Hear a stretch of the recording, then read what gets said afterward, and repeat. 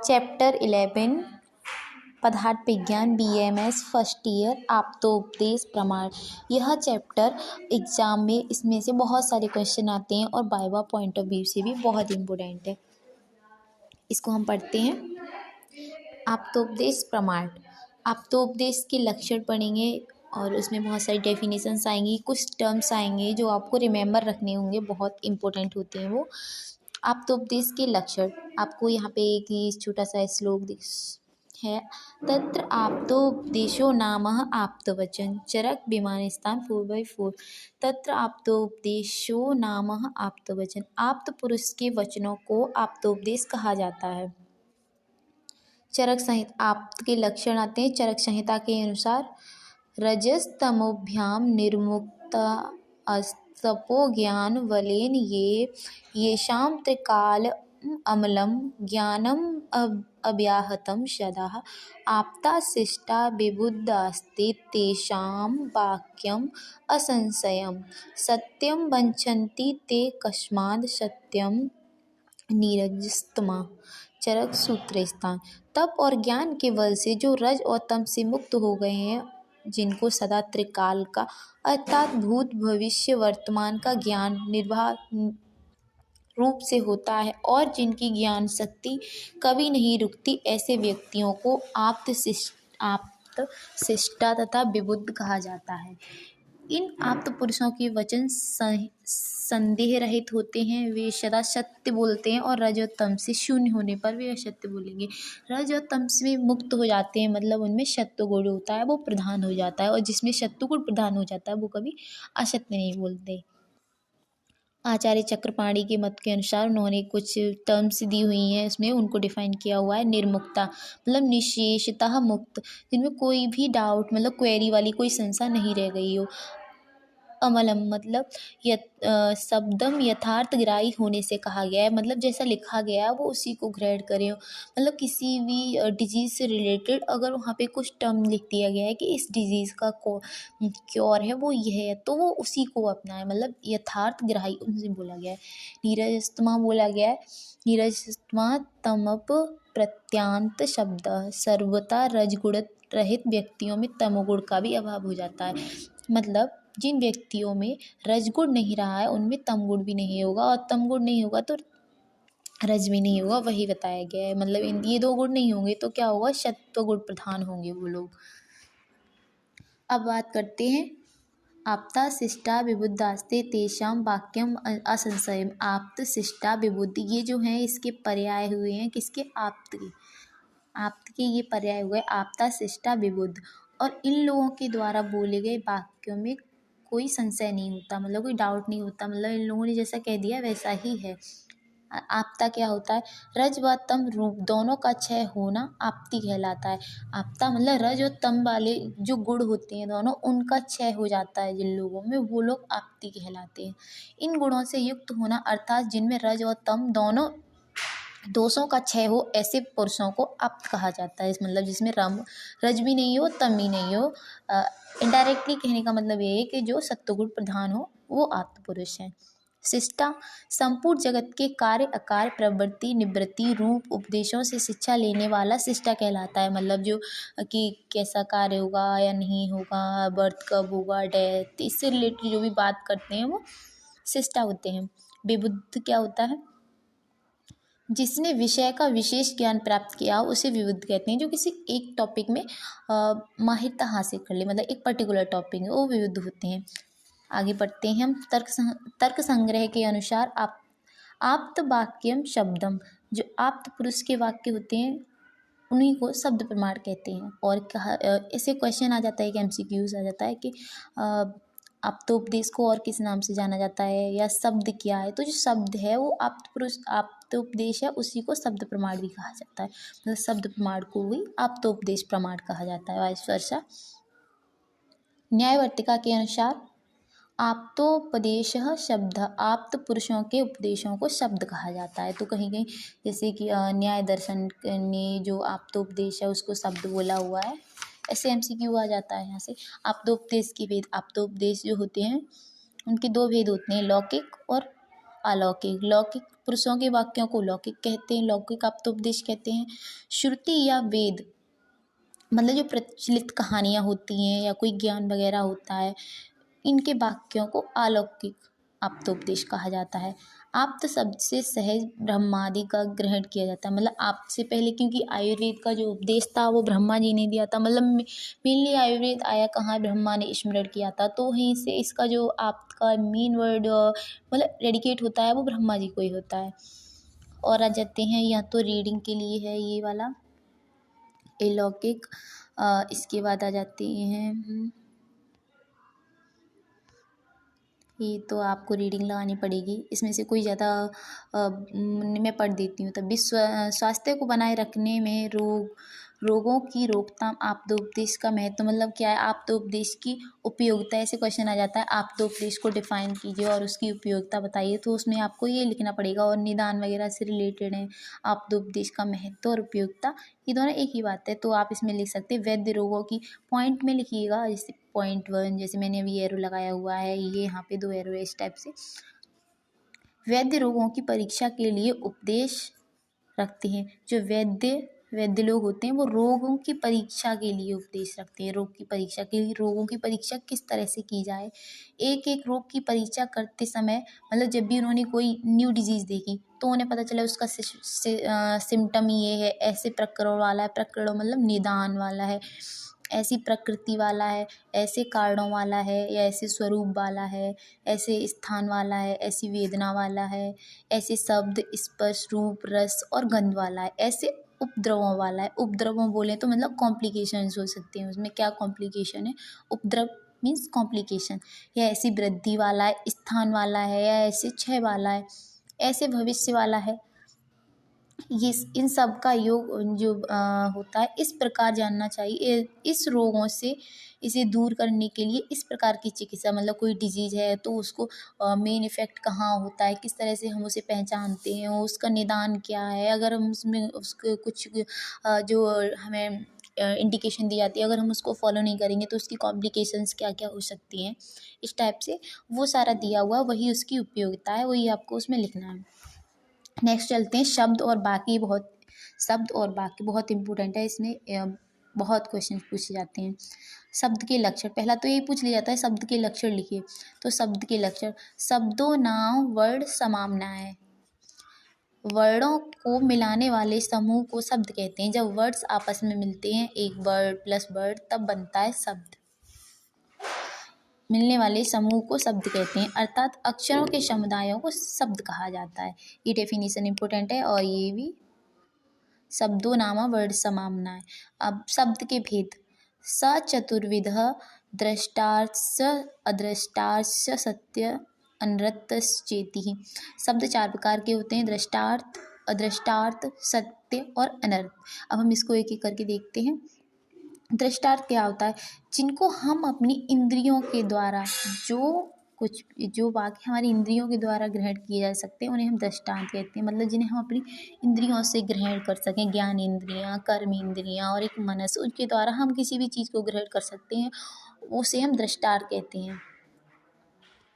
जैसे उदाहरण दिया हुआ है यहाँ पे, ये गए संयोग, प्रज्ञा, अपराध और परिणाम से दोष प्रकोपित होते हैं, ये दिया हुआ है। और प्रकोपित दोष क्षण उपक्रमों से शांत हो जाते हैं। जो दोष प्रकोपित हो रहे हैं और उनकी चिकित्सा की जाए तो वो शांत हो जाते हैं। तो इसे हम देख सकते हैं नॉर्मली, जैसे कोई बीमार हुआ तो डॉक्टर ने उसका इलाज किया, फिर उसकी जो डिजीज़ है वो धीमे धीमे ठीक होने लगी, तो ये हम ऑब्वियसली देख रहे हैं, वो दृष्टांत के अंदर आ जाता है। अदृष्टांत के अंदर आ जाता है, मतलब अदृष्टांत मतलब नॉट विजिबल, जिन वाक्यों में वर्णित विषयों का इंद्रिय द्वारा ग्रहण नहीं किया जा सके, उसे अदृष्टार्थ कहते हैं। न्याय दर्शन के अनुसार वह शब्द प्रमाण जिससे वाच्य का अर्थ का साक्षात इस संसार में ना हो, आध्यात्मिक या गूढ़ अर्थ रखने वाला हो, अदृष्टार्थ कहलाता है। मतलब नॉर्मली यही कहना चाह रहा है कि जो विजिबल नहीं है।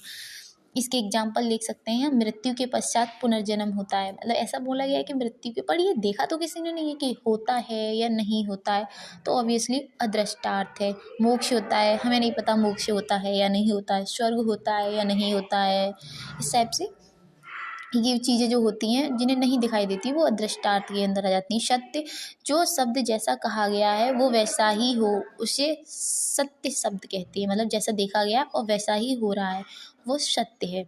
उदाहरण आयुर्वेद के उपदेश, आयुर्वेद में जो उपदेश दिए जाते हैं अगर हम उनको आज भी फॉलो करें तो वो सत्य हैं। अगर किसी भी चिकित्सा का उसमें बताया गया है कि इसकी चिकित्सा, इस रोग की चिकित्सा ये है, तो वो आज भी फॉलो हो रही है। ये उपदेश है। शादी रोगों की सिद्धि के उपाय, जो शादी रोग होते हैं, शादी और अशादी रोग होते हैं, उनमें तो बताया गया शादी रोगों की सिद्धि के उपाय बताए गए हैं। अनृत क्या होता है? जो सत्य के विपरीत हो उसे अनृत कहते हैं। अनृत मीन्स झूठ।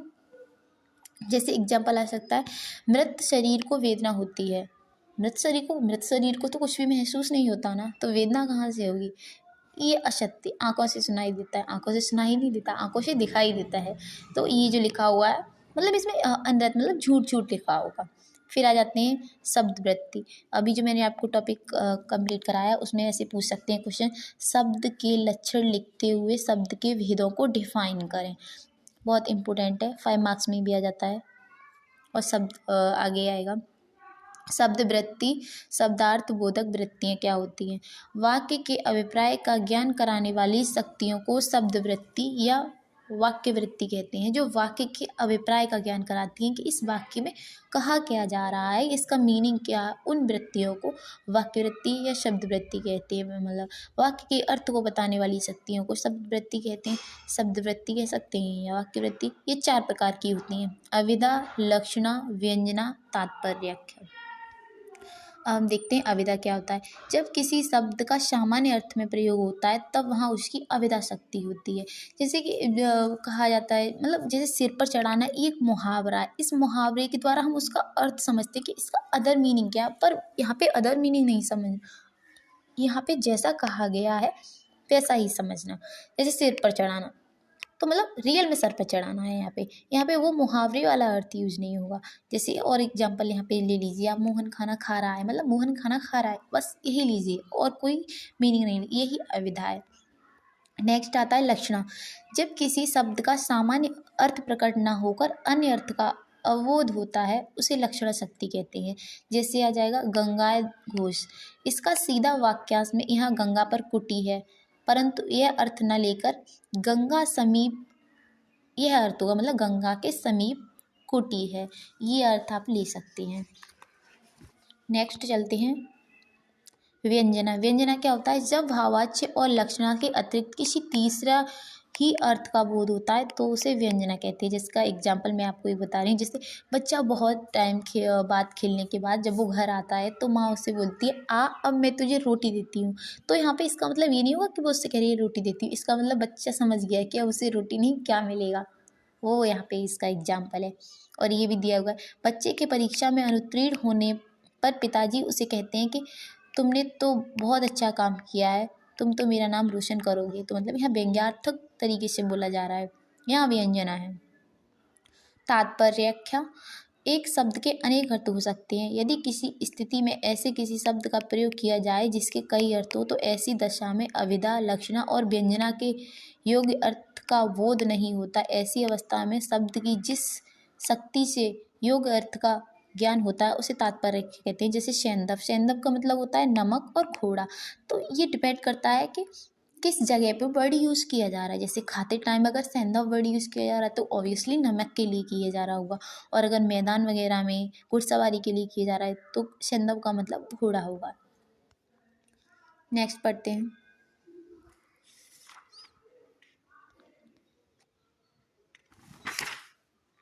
ये जो शब्द वृत्तियाँ हैं उसके जैसे शब्द वृत्ति है तो उसके 4 पार्ट हैं, अविधा, लक्षणा, व्यंजना, तात्पर्याख्या। अविधा को भी 3 पार्ट में डिवाइड किया गया है, रूढ़, यौगिक, योगरूढ़। लक्षणा को 2 पार्ट में डिवाइड किया गया है, रूढ़ि, प्रयोजनावृत्ति। व्यंजना को भी 2 पार्ट में डिवाइड किया गया है, शब्दी और आर्थी, शाब्दी और आर्थी। जो लक्षणा है उसका जो 2 पार्ट है, रूढ़ि और प्रयोजनवती, उसको प्रयोजनवती को 2 पार्ट में। इतना ही इम्पोर्टेंस है, ये बस लक्षणा के टाइप देख लीजिएगा और इसकी अविधा के, ये इम्पोर्टेंट है। फिर इसको डिफाइन किया गया है, इसकी आप रीडिंग लगा लीजिएगा एक बार, मैं ही लगा देती हूँ। अभिधा, अभिधा क्या होता है? अभिधा के टाइप बताए थे ना, रूढ़ि, यौगिक और योगरूढ़। ये क्या होते हैं? जब शब्द के एक ही अर्थ का बोध होता है, जब शब्द के एक ही अर्थ का बोध होता है या शब्द समुदाय रूप से अर्थ का बोध होता है तो वह रूढ़ि होता है। जैसे कि जल, जल है तो जल से जल का ही बोध हो रहा है। जब शब्द के एक ही अर्थ का बोध हो, यहाँ जल से को हम कुछ और नहीं समझ रहे, ओनली जल समझ रहे हैं, तो वहाँ पे वो रूढ़ि है। यौगिक, जब शब्दों के भागों से या अवयवों से अर्थ का बोध होता है तो उसे यौगिक कहते हैं। इसमें दो या दो से अधिक रूढ़ शब्दों का योग होता है। मतलब यौगिक में हम बोल सकते हैं कि मतलब यौगिक में रूढ़ शब्द हो सकते हैं, मतलब एक से अधिक रूढ़ शब्दों मिलते हैं तो यौगिक बनता है। जैसे चिकित्सालय, चिकित्सा प्लस आलय, ये हो गया यौगरूढ़, सॉरी यौगिक। अब आ जाते हैं योगरूढ़ पे। जब शब्द दो शब्दों के योग से तो बनता है, परंतु योग के पश्चात उसका अन्य अर्थ ही रूढ़ हो जाता है। उसका जो अन्य अर्थ मिलता है ना, वो ही रूढ़ हो जाता है, तो वह योगरूढ़ कहलाता है। जैसे बारिश, अर्थात पानी से उत्पन्न होने वाला, परंतु यह शब्द कमल के अर्थ में ही रूढ़ हो गया है। मतलब बारिश, अगर कोई बारिश बोलेगा तो यहाँ पे बारिश का मतलब लिया जाएगा कमल। नेक्स्ट लक्षणा, लक्षणा की भी दो टाइप बताए थे, रूढ़ि और प्रयोजनवती। तो उसमें देखते हैं रूढ़ि क्या होता है। जब शब्द का कोई लक्षणार्थ रूढ़ हो जाता है तब वह रूढ़ि लक्षणार्थ कहलाता है। उदाहरण, तलवारें मैदान में आ गई हैं। तलवारें मैदान, तलवारें तो नहीं चल सकती। इसका मतलब ये है कि जो सैनिक हैं उनके पास तलवारें, जो सैनिक हैं उनके पास तलवारें, वो सैनिक मैदान में आ गए हैं। यहाँ पे इसका वो मतलब है, वो होता है रूढ़ि लक्षणा। प्रयोजनवती, जब किसी विशेष प्रयोजन हेतु लक्षणार्थ का प्रयोग किया जाता है, किसी विशेष प्रयोजन हेतु लक्षणार्थ का प्रयोग किया जाता है तब उसे प्रयोजनवती लक्षणा कहते हैं। उदाहरण, आयुर्वेदो अमृतानम। यहाँ आयुर्वेद खाद्य वस्तु नहीं होने पर भी इसे अमृत कहा गया है। आयुर्वेद अमृत की तरह लाभकारी होने से इसे अमृत कहा गया। मतलब किसी ऐसी चीज़ की बता देना, जैसे आयुर्वेद अमृता, तो अमृत तो पीने वाला होता है, पर ये नहीं, यहाँ पे आयुर्वेद को बुलाएगा। पर आयुर्वेद को खाया नहीं जा सकता, पिया नहीं जा सकता, पर वो अमृत की तरह एक्ट करती है, क्योंकि उसमें कुछ ऐसी चीज़ें बताई गई हैं जो मनुष्य की लाइफ में एक अमृत की तरह है। नेक्स्ट चलते हैं। प्रयोजन लक्षणार्थ के पुनः दो भेद, गौड़ी लक्षण, शुद्धा लक्षण। जब गुणों में सादृश्य दिखाने के प्रयोजन से लक्षणार्थ का प्रयोजन होता है तब उसे गौड़ी लक्षण कहते हैं। गौड़ी लक्षण कहते हैं। उदाहरण, रमेश गधा है। यहाँ रमेश को गधे के समान मुख दिखाने के प्रयोजन में उसे गधा किया गया। मतलब यहाँ पे कंपैरिजन की जा रही है, किसकी, रमेश की गधे के साथ कंपैरिजन है। शुद्धा लक्षणा, जब सादृश्य के अतिरिक्त किसी प्रयोजन के कारण लक्षणार्थ का प्रयोग होता है तब उसे शुद्धा लक्षणा कहते हैं। गंगा पर कुटी है। यहाँ गंगा में कुटी है ऐसा अर्थ न लेते हुए गंगा के निकट कुटी है ऐसा अर्थ लेना है। ये ज़्यादा इम्पोर्टेंट नहीं है, पूछते भी नहीं है इससे। व्यंजन आ जाता है जिसमें शाब्दी और आर्थी। जब व्यंग्यार्थ शब्द पर आश्रित रहता है, जब व्यंग्यार्थ शब्द पर आश्रित रहता है तब उसे शाब्दी व्यंजना कहते हैं। इस शब्द के स्थान पर अन्य समानार्थी रख देने पर व्यंग्यार्थ का ज्ञान नहीं होता। मतलब जो वर्ड वहाँ पे यूज़ किया गया है आप उसका सिनोनियम वहाँ नहीं रख सकते, वही वर्ड रखना पड़ेगा। आरती, जब व्यंग्यार्थ अर्थ पर आश्रित रहता है तब उसे आर्थी व्यंजना कहते हैं। अर्थात इस शब्द के स्थान पर अन्य सारथी शब्द रख देने से भी व्यंग्यार्थ का ज्ञान नहीं होता। कहने का मतलब ये है कि जो वर्ड यूज़ किया गया वही वर्ड यूज़ करें, उसका सिनोनियम यूज़ करेंगे तो वर्ड का जो मीनिंग होगा वो चेंज हो जाएगा। शक्तिग्रह हेतु, ये बहुत इंपॉर्टेंट है शक्तिग्रह हेतु, और इसमें से बहुत सारे क्वेश्चन आते हैं, बहुत इंपॉर्टेंट क्वेश्चन है। किसी पद की शक्ति अर्थात उसके अर्थ का ज्ञान कराने वाले साधन जो होते हैं उन्हें शक्तिग्रह कहते हैं। प्रत्येक पद का अर्थ उसमें आश्रित शक्ति की सहायता से उजागर होता है। इस पद शक्ति के प्राप्ति के जो साधन होते हैं, इस पद शक्ति के प्राप्ति के जो साधन होते हैं उन्हें शक्तिग्रह कहते हैं। पदों की शक्ति का ज्ञान होना शक्तिग्रह कहलाता है। अगर पदों की शक्ति का ज्ञान होना ही शक्तिग्रह कहलाता है। शब्द में जिससे अर्थबोध होता है उसे शक्तिग्रह कहते हैं। यहाँ पे 2-3 डेफिनेशन दी हुई है, आपको जो सही लगे ना। वैसे तो आप जितनी भी लिखेंगे वही है, श्लोक ज़्यादा इम्पोर्टेंट नहीं है। और शक्तिग्रह के 8 भेद होते, 8 शक्तिग्रह जो होते हैं वो 8 होते हैं। तो ये ऑब्वियसली जब आप ये 8 नाम याद कर लेंगे तो श्लोक तो ऑटोमेटिकली आपको याद हो जाएगा। तो इससे मैं तो आपको प्रिफर करूँगी कि आप जितने भी श्लोक हों वो याद करें। शक्तिग्रहम व्याकरण उपमान कोश आप्तवाक्यात् व्यवहारतस्य वाक्यस्य शेषात् बिभ्रते वर्धन्ति सन्निध्याद् सिद्धपदस्य वृद्धा। सिद्धांत मुक्तावली के द्वारा से लिया गया है ये। इसके हैं व्याकरण उपमान कोश आप्तवाक्य व्यवहार वाक्यशेष विवृत्ति सन्निध्यात। बहुत इंपॉर्टेंट है, 5 मार्क्स में आ जाता है। शक्तिग्रह हेतु बताइए और या उनको शक्तिग्रह हेतु को डिफाइन कीजिए विद एग्जाम्पल। व्याकरण ग्रामर, जिसमें क्या होता है, धातु मूल धातु में उपसर्ग प्रत्यय को जोड़कर शब्द बनते हैं। जो मूल धातु होती है, धातु पहले लिखी जाती है, और जो प्रत्यय होते हैं वो धातु के बाद लगते हैं, और जो उपसर्ग होते हैं वो जो धातु होती है उससे पहले लगते हैं। मतलब उपसर्ग, फिर धातु, फिर प्रत्यय। संस्कृत का लगभग हर शब्द धातुओं के रूप में तोड़ा जा सकता है। जैसे हम पढ़ते हैं बात, पित्त, कब, उसकी निरुक्ति पढ़ते हैं ना, बात धातु में कत प्रत्यय लगाकर, इस टाइप से। तब संतापी धातु में अच प्रत्यय लगाकर इस पित्त की निरुक्ति हुई है। इस टाइप से जो हम शब्द पढ़ते हैं वही ग्रामर में कहलाता है। जैसे उदाहरण आ गया, पक्ता शब्द पच धातु में त्रिच प्रत्यय लगाकर बना है। पच धातु मतलब पकाना, धर्म को इंगित करता। पच मतलब पकाना, किसी भी चीज़ का पाचन करना, पकाना मतलब। अतः व्याकरण का ज्ञान होने से शब्द का अर्थ ज्ञान हो जाता है। अगर हमें व्याकरण आ रही है तो हम उस जो शब्द लिखा हुआ है उसका मीनिंग समझ सकते हैं। नेक्स्ट चलते हैं उपमान पे। किसी अप्रसिद्ध वस्तु का अन्य प्रसिद्ध वस्तु से तुलना करना उपमान कहलाता है। जैसे हमने पढ़ा था ना उपमान अलंकार क्या होता है, तो उसमें एक वस्तु की तुलना दूसरी वस्तु से करते हैं। लेकिन कैसा, अप्रसिद्ध वस्तु की तुलना प्रसिद्ध वस्तु की, जो अप्रसिद्ध वस्तु होती है उसकी तुलना प्रसिद्ध से करते हैं। जिसे हम जानते हैं उससे उसकी तुलना करना जिसको हम नहीं जानते हैं। जैसे कि यहाँ पे दिया हुआ, धनुष की तरह शरीर, जिसमें शरीर की आकृति हो जाती है उसे धनुर्वात कहते हैं। यहाँ जिससे धनुर्वात के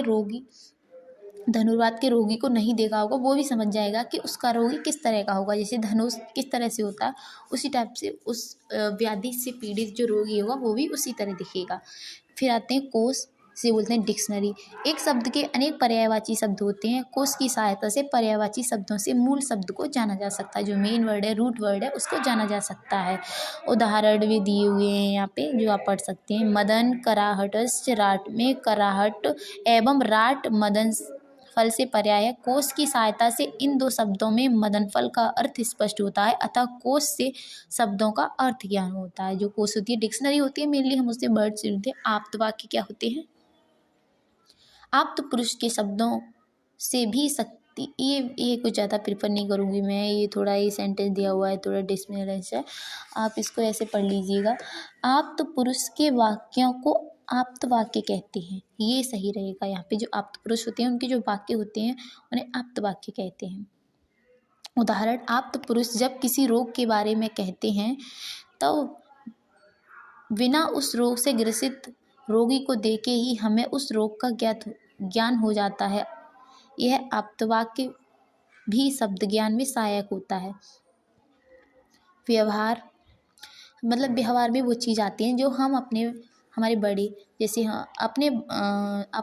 अपने से बड़े व्यक्तियों की व्यावहारिक कार्यों को देखकर शब्द के अर्थ का ज्ञान होना। उदाहरण, यदि पिता ने माँ से कहा कि पानी लाओ, तब माँ पानी लाती है, यह देख बच्चे को जिसे पानी का अर्थ नहीं पता था उसे पानी का अर्थ ज्ञात हो जाता है। यह व्यवहार भी शब्द ज्ञान में सहायक होता है। नेक्स्ट आता है वाक्यशेष। वाक्य में उपस्थित शब्दों से संदर्भ से अर्थ का ज्ञान वाक्यशेष कहलाता है। वाक्य में उपस्थित शब्दों से, अगर वाक्य में उपस्थित जो शब्द हैं उनसे संदर्भ का ज्ञान होना ही वाक्यशेष कहलाता है। मतलब कोई ऐसा वाक्य कह देना जिससे हमें आगे वाला वाक्य पता चल जाना है या वो व्यक्ति क्या कहना चाह रहा है वो मीनिंग समझ में आ जाना। जैसे सिर, हाथ, पैर, पृष्ठ कहने से पुरुष का ज्ञान होता है, ठीक वैसे ही वाक्य शेष होता है। नेक्स्ट पढ़ते हैं विवृत्ति। विवृत्ति क्या होती है?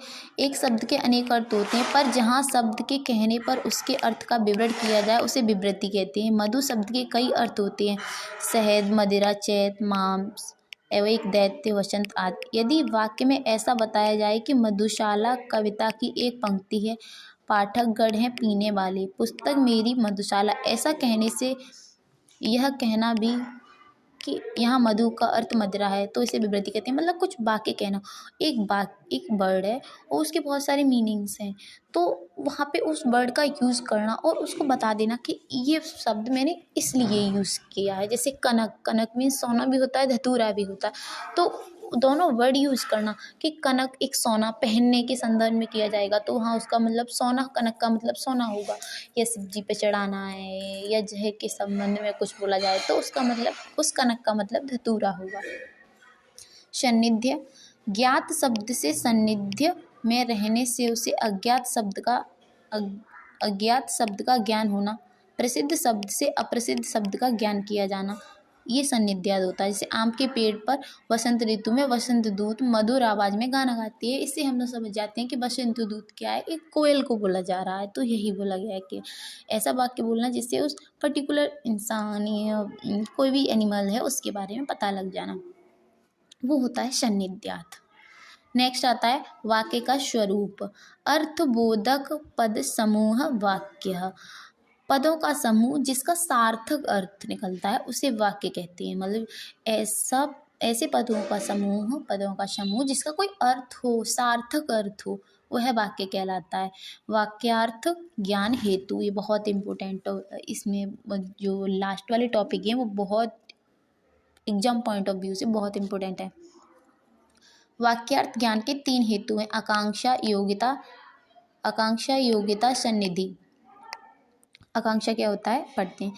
एक वाक्य के कई शब्द या पद होते हैं, ऐसा होने पर भी वार वाक्यार्थ का बोध नहीं होता। ऐसा मतलब एक पद के बहुत सारे अर्थ होते हैं पर ऐसा होने पर भी उस वाक्यार्थ का बोध नहीं होता। वाक्यार्थ का बोध होने के लिए एक पद का दूसरे पदों से सहायता प्राप्त करना आवश्यक होता है, इसे ही आकांक्षा कहते हैं।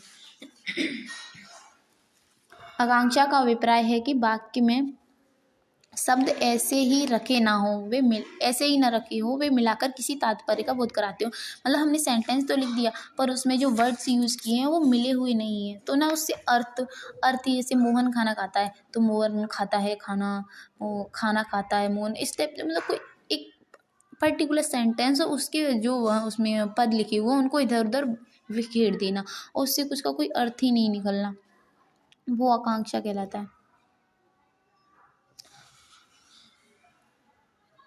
एग्जाम्पल दिया हुआ है, रमेश और सुरेश पढ़ते हैं। यहाँ केवल रमेश और सुरेश के कहने से वाक्यार्थ का ज्ञान नहीं होता है। मतलब हमने बोला रमेश और सुरेश, तो इससे हमें पूरा वाक्य नहीं पता चलेगा जब तक हम ये नहीं बोलेंगे कि रमेश और सुरेश क्या करते हैं, पढ़ते हैं। जब तक हमें पढ़ने वाला पद नहीं सुनाई देगा तब तक हमें पूरे वाक्यार्थ का जो अर्थ है वो समझ नहीं आएगा। नेक्स्ट आता है सन्निधि। सन्निधि मतलब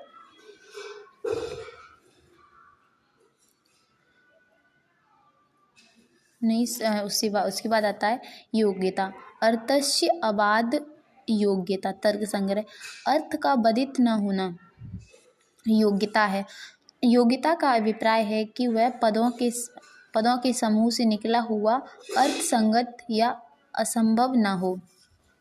मतलब ऐसा शब्द जिसका कोई मीनिंग ना हो, ऐसा नहीं होना चाहिए। ऐसा एक वाक्य होना चाहिए जिसका कोई अर्थ हो, संगत हो, संभव हो, मतलब पॉसिबल हो।